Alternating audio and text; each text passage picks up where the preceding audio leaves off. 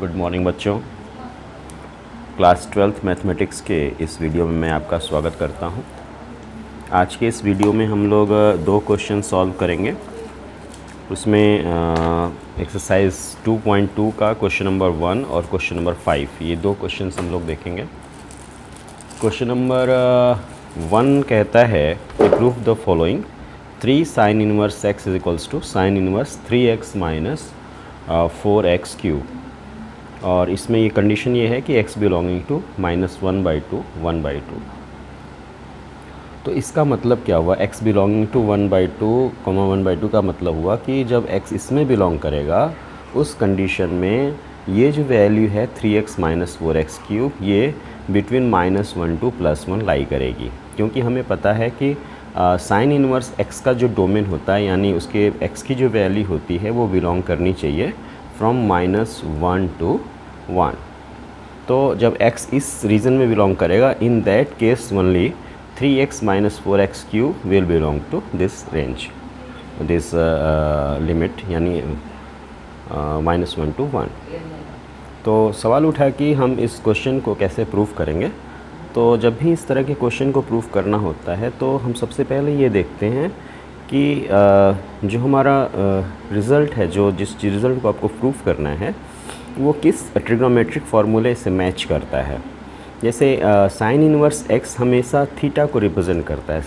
जैसे हमने कहा कि sine theta is equals to x, तो हम बोलते हैं कि theta is equals to sine inverse x। तो जो साइन इनवर्स है ये ऑलवेज़ एक पर्टिकुलर एंगल को रिप्रेजेंट करेगा। तो ये एंगल है हमारा थीटा है और 3 टाइम्स मल्टीप्लाइड है, इसका मतलब ये साइन 3 थीटा के फॉर्म में होगा ये। तो एक्चुअली ये जो रिज़ल्ट है ये साइन 3 थीटा का ही से ही इसको डिराइव हम करेंगे। साइन 3 थीटा का जो रिज़ल्ट होता है उसी से ये पूरा का पूरा रिज़ल्ट हमेशा हमारा डिराइव होगा। तो जैसे हमें ये प्रूफ करना है तो हम इसका राइट हैंड साइड लेके चल रहे हैं। तो राइट हैंड साइड हमने लिया, इसका राइट हैंड साइड हमारा है sign inverse 3x minus 4x cube. तो जैसा कि मैंने बताया कि ये साइन 3 थीटा का फॉर्म है, तो ये आप देख रहे हैं कि 3x माइनस 4x क्यूब है। तो अगर हम x को साइन थीटा मान लें तो 3 sine theta minus 4 sine cube theta हो जाएगा, जो कि साइन 3 थीटा का फॉर्मूला है। तो let sine theta is equals to x, यानी x को हमने साइन थीटा ले लिया। इन दैट केस तो ये हो जाएगा sine inverse, this implies sine inverse 3 sine theta minus 4 sine cube theta, this equal to sine inverse 3 sine theta minus 4 sine cube theta. यानी इसको लिख सकते हैं साइन इनवर्स साइन 3 थीटा। तो साइन इनवर्स साइन 3 थीटा ये हमें value मिली। अब आप देखिए कि x हमारा -3 1/2 टू 1/2 है। इसका मतलब हुआ कि अगर हम साइन थीटा को x ले रहे हैं और x की वैल्यू -1/2 टू 1/2 है, तो उस केस में थीटा हमारा -π/6 टू π/6 होगा, क्योंकि जब थीटा की वैल्यू π/6 होती है तो उस केस में जो साइन थीटा होता है वो हो जाता है 1/2, और जब थीटा की वैल्यू -π/6 होगी उस केस में साइन थीटा हो जाएगा -1/2। तो x की वैल्यू अगर -1/2 टू 1/2 है तो इसका मतलब theta should belongs to -π/6 to π/6। अब अगर थीटा -π/6 टू π/6 बिलोंग कर रहा है और यहाँ हमें साइन 3 थीटा मिला हुआ है, तो साइन ये जो 3 थीटा है, अगर हम 3 थीटा की बात करें तो 3 theta will belongs to -π/2 to π/2। क्योंकि थीटा इस रेंज में बिलोंग कर रहा है तो 3 थीटा हमारा इस रेंज में बिलोंग करेगा -π/2 टू π/2। और अगर साइन इनवर्स साइन थीटा के फॉर्म में कोई रिज़ल्ट है, और या कह सकते हैं कि साइन इनवर्स साइन अल्फ़ा के फॉर्म में कोई रिज़ल्ट है, तो ये वैल्यू सीधे अल्फ़ा हो जाती है अगर अल्फ़ा की वैल्यू -π/2 टू π/2 है। ये वेल नोन फैक्ट है। तो साइन इनवर्स साइन अल्फ़ा का फॉर्म है और ये जो अल्फ़ा है वो -π/2 टू π/2 है, यानी जो रेंज होता है साइन इनवर्स का उसमें ये बिलोंग कर रहा है, इसलिए इसको हम सीधे लिख देंगे 3 थीटा। तो ये sign inverse 3x - 4x cube था, हमने x को साइन थीटा ले लिया, sign inverse 3 sine theta -4 sine cube theta हो गया, sign inverse sine 3 theta value हो गई। चूँकि ये वैल्यू -π/2 टू π/2 बिलोंग कर रही है, इसलिए साइन इनवर्स साइन 3 थीटा को हम सीधे 3 थीटा लिख सकते हैं। यानी 3 और थीटा को लिखा जा सकता है यहाँ से, sine theta is equals to x लिया हुआ था तो थीटा को लिख सकते हैं, theta is equals to sine inverse x।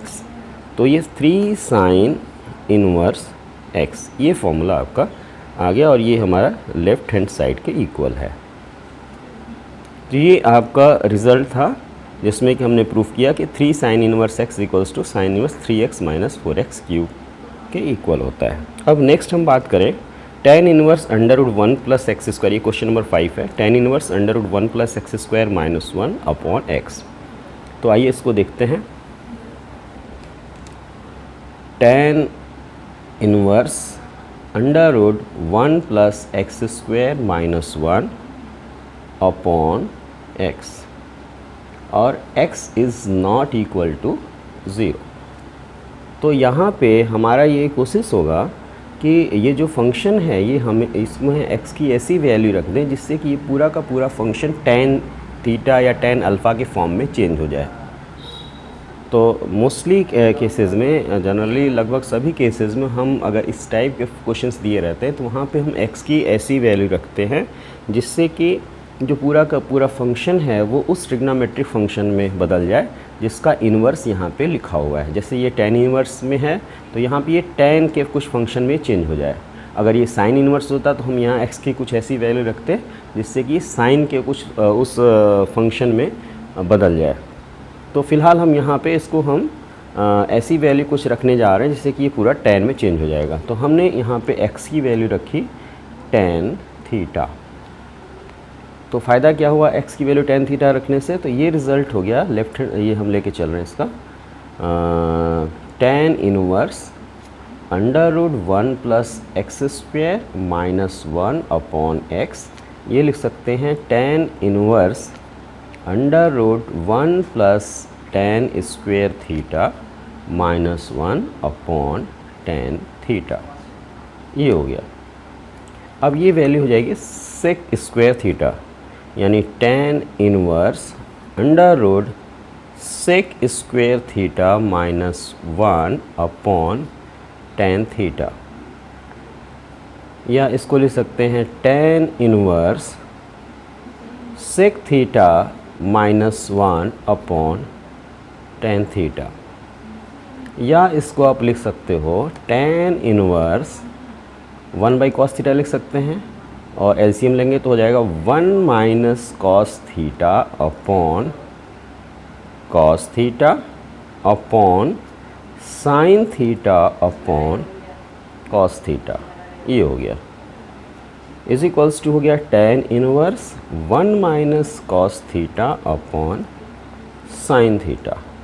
और फिर इसको हमने लिखा tan इनवर्स 2 sin² θ/2, इसको लिखा जा सकता है अपॉन sin थीटा को लिख सकते हैं 2 sin θ/2 cos θ/2। तो 2 कैंसिल, sin θ/2 से sin θ/2 कैंसिल, आपको मिला tan इनवर्स sin θ/2 cos θ/2 यानी tan θ/2। अब ये जो θ/2 है, चूँकि x को हमने tan थीटा लिया हुआ था और या कह सकते हैं कि tan इनवर्स x बराबर थीटा था, तो ये चूँकि इनवर्स फंक्शन की वैल्यू हमारी थीटा है तो इसका मतलब ये जो थीटा होगा ये -π/2 टू π/2 लाई करेगा, क्योंकि हमें पता है tan इनवर्स x की जो रेंज होती है वो होती है -π/2 टू π/2।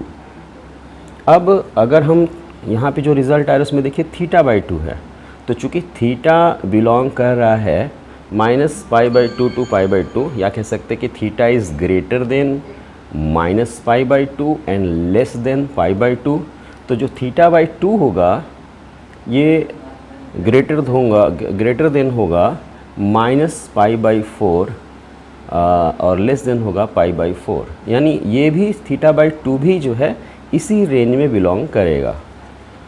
तो चूँकि θ/2 भी इसी -π/2 और π/2 के बीच में बिलोंग कर रहा है, इसलिए हमें रिज़ल्ट पता है कि tan इनवर्स tan अल्फ़ा ये अल्फ़ा की इक्वल होता है यदि अल्फ़ा की वैल्यू -π/2 टू π/2 के बीच में है। तो चूँकि θ/2 -π/2 π/2 के बीच में है, तो इसको सीधे लिख सकते हैं, tan इनवर्स tan अल्फ़ा को लिख सकते हैं अल्फ़ा यानी θ/2, और फिर थीटा की वैल्यू रख देंगे। थीटा की वैल्यू हमारी tan इनवर्स x है, यानी हो जाएगा tan इनवर्स x/2।